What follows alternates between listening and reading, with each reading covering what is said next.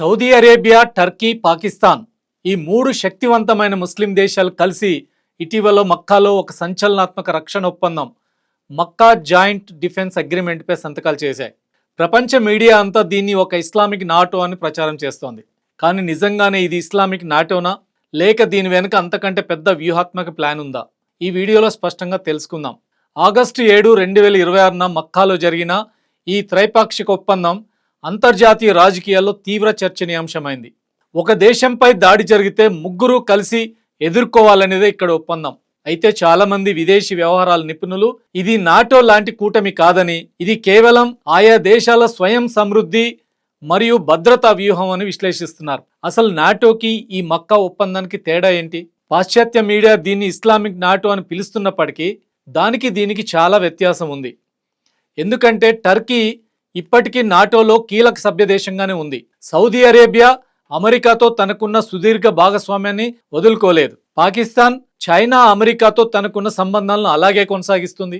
NATO Soviet union అనే ఒక నిర్దిష్ట శత్రువును ఎదుర్కొనేందుకు ఏర్పడింది. కానీ మక్కా ఒప్పందం ఏ ఒక్క దేశానికి వ్యతిరేకం కాదని సంతకం చేసిన దేశాలు చెప్తున్నాయి. అంటే ఇది సైనిక కూటమి ఏర్పాటు కంటే తమ భద్రత కోసం ఒకే దేశంపై ఆధారపడకుండా విభిన్న భాగస్వామ్యాలను పెంచుకునే సెక్యూరిటీ డైవర్సిఫికేషన్ ప్రయత్నం.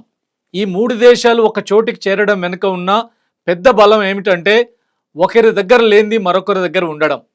సౌదీ అరేబియా దగ్గర అపారమైన ఆర్థిక సంపద, చమురు బలం మరియు వ్యూహాత్మక భౌగోళిక ప్రాంతం ఉంది. టర్కీ దగ్గర డ్రోన్లు, ఆధునిక ఆయుధ తయారీ సామర్థ్యంతో పాటు నాటో స్థాయి మిలిటరీ అనుభవం ఉంది. ఇక పాకిస్తాన్ దగ్గర భారీ ప్రొఫెషనల్ సైన్యం ఉంది.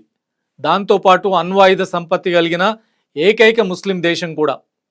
అందుకే మూడు దేశాలు కలిస్తే నిధులు ప్లస్ సాంకేతికత ప్లస్ సైనిక దళం ఒకే ప్లాట్ఫామ్ పైకి వస్తాయి.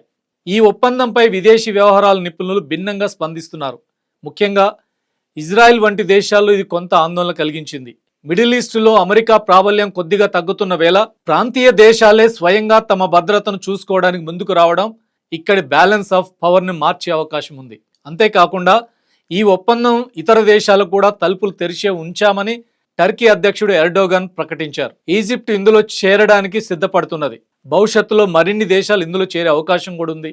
మొత్తానికి చూస్తే మక్కా ఒప్పందం ఒక కొత్త ఇస్లామిక్ నాటో కాకపోవచ్చు, కానీ ప్రపంచ రాజకీయాల్లో మధ్య తరహా దేశాలు ఇకపై పెద్ద దేశాల దయాదాక్షిణ్యాలపై ఆధారపడకుండా తమ రక్షణ తామే రూపొందించుకోవడానికి వేస్తున్న ఒక అతిపెద్ద అడుగు. ఈ ఒప్పందం వల్ల మిడిల్ ఈస్టులో స్థిరత్వం వస్తుందా, లేక కొత్త విభేదాలు మొదలవుతాయా? మీ అభిప్రాయాన్ని కింద కామెంట్స్ రూపంలో తెలియజేయండి.